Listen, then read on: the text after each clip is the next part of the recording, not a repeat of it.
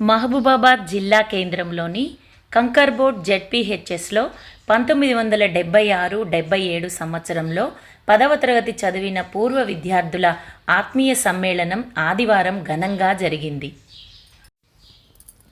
47 సంవత్సరాల సుదీర్ఘ విరామం తర్వాత కలుసుకున్న ఆత్మీయ మిత్రుల చిరునవ్వుల పలకరింపులతో ఆత్మీయ సమ్మేళనం కలకలలాడింది.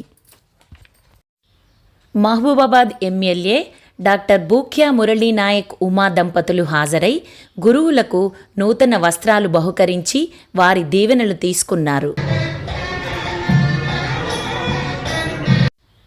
ఈ సందర్భంగా ఎమ్మెల్యే డాక్టర్ మురళీనాయక్ మాట్లాడుతూ, అప్పుడు చిన్నప్పుడు ఏదైతే ఉన్నామో ఆ మెంటాలిటీ వాళ్ళతో కలిసి ఆనందంగా ఒకరోజు గడపాలనేది కోరికతో నేను ప్రతి సంవత్సరం ఎంత బిజీ ప్రాక్టీస్ ఉన్నా నేను హైదరాబాద్ పోయేవాడిని.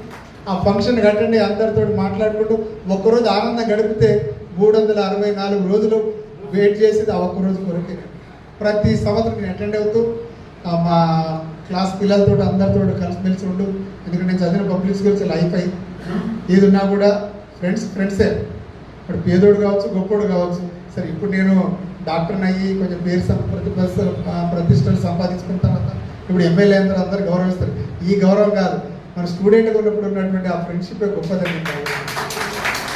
అందుకే రాజన్న గారు, వెంకటరెడ్డి గారు చాలా ముందు చూపుతోటి గురు పౌర్ణమి రోజు మన గురువులను కూడా వారిని సన్మానించి ఒక మంచి కార్యక్రమం చేద్దామని చెప్పేసి వారు తలపట్టినటువంటి ఈ ఆత్మీయ సమ్మేళన కార్యక్రమానికి నన్ను ఒక మిత్రునిగా మీ కుటుంబంలో ఒకరిని ఈరోజు మీరు చేర్చుకున్నందుకు మీకు అందరికీ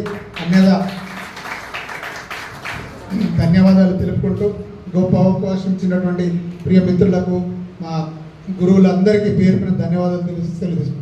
థ్యాంక్ యూ. డబ్బుతో కూడుకున్నటువంటి ఆర్థికమైనటువంటి సమస్యలకు ఇంత పెద్ద ప్రోగ్రాం మీరు మమ్మల్ని గురువులను మర్చిపోకుండా, మీకు విద్య నేర్పినటువంటి గురువులను మర్చిపోకుండా మీరు మమ్మల్ని సన్మానించారు. దానికి మేము ధన్యులం. దానికి మేము ఎంతో గర్విస్తున్నాము. మీకు ధన్యులం. మాకు కావాల్సింది అదే. ఉపాధ్యాయుడు పోతూ ఉంటే, దారెమ్మడి పోతూ ఉంటే నమస్కారం సార్ అంటారు విద్యార్థి. అంటే చిడవన్ అంటారు, సార్ ఏమంటారు, సిడవన్ అంటారు. సిడవన్ అంటే అలవాటు. అంతేగాని డబ్బు ఆశ గురించి కానీ ఇంకేమైనా ఆశ గురించి కానీ మిమ్మల్ని అడగరు. మాకు కావలసింది మర్యాద. అదే మేము కోరుకుంది మా విద్యార్థి. తర్వాత ఇందులో మీ విద్యార్థులందరూ విద్యార్థినులు కూడా ఉన్నారు. ఆ సుందరమ్మ గారి బిడ్డ, పద్మనాభ స్వామి గారి బిడ్డ, వీరందరూ కూడా రమ్మగారు, వీరందరూ కూడా మాకు సుపరిచితులే. వీరందరూ కూడా కంచగూడ హై స్కూల్లో మాకు చదువుకున్నటువంటి వాళ్ళే. అయితే మీరు చిన్నప్పుడు మాకు ఏదో